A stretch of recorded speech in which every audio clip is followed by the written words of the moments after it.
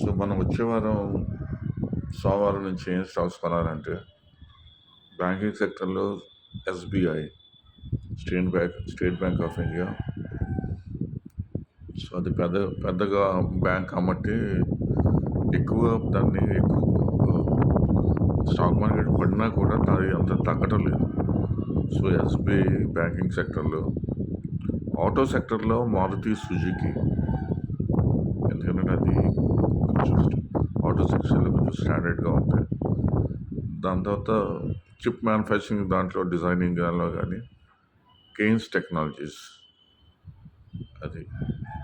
So ఇంకోటి ఏంటంటే కొంచెం రిస్క్ తీసుకునే వాళ్ళు జొమాటో, ఎందుకంటే జొమాటో మనకి అది లోకల్ మార్కెటే కాబట్టి, మనకి ఇండియా సంబంధించింది కాబట్టి, సో మనకి టారిఫ్స్ మీద పెద్ద ప్రభావం ఉండదు.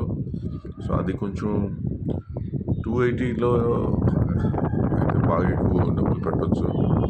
సో ప్రస్తుతానికి ఒక 10 స్టాకులు అలా తక్కువగా దాంట్లో ఇన్వెస్ట్ చేసుకోవచ్చు.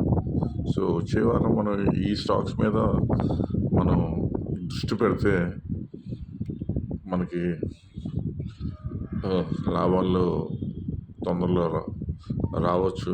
ఆఫ్కోర్స్ దయచేసి స్టాక్ మార్కెట్ అనేది మనం అది ఖచ్చితంగా 100% చెప్పలేము మనం లాభాలు వస్తుందని. సో నేను గమనించిందంటే, స్టడీ చేసిన తర్వాత ఏంటంటే, నేను ఈ స్టాక్స్ రికమెండ్ చేస్తాను. సరే రిస్క్ ఎందుకు లేరా బాబు, నాకు ఎందుకులే అని అనుకుంటే మాత్రం శుభ్రంగా హాయిగా గోల్డ్, సిల్వర్, బంగారం ఏంటి ఈ 2 కొనుక్కుంటే ఈటీఎఫ్లో అవి ఎంత స్టాక్ మార్కెట్ పడినా కూడా అవి ఏమీ పెద్ద తగ్గటం లేదు. ప్లస్ ఇంకోటి ఏంటంటే నేను గమనించింది హిందుస్థాన్ కాపర్లో కొంచెం పాజిటివ్ రిజల్ట్స్గా ఉన్నాయి. సో మనం హిందుస్థాన్ కాపర్ కొనవచ్చు. ప్లస్ జేకే ఎంటర్ప్రైజెస్ అని మధ్యన అది కొంచెం బాగా లాభాలు వస్తుంది, ఎందుకంటే వాళ్ళు డాటా సెంటర్స్ కానీ లేకపోతే డైవర్సిఫింగ్ చేస్తుంది ఆ గ్రూపు. సో జేకే ఎంటర్ప్రైజెస్ మాత్రం నేను గమనించింది ఏంటంటే గత 4-5 రోజుల నుంచి అది పర్వాలేదు, బాగా పెరుగుదల అవుతుంది.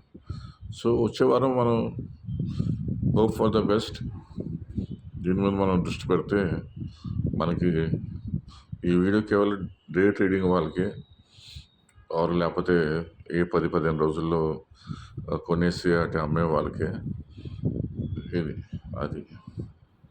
Thank you.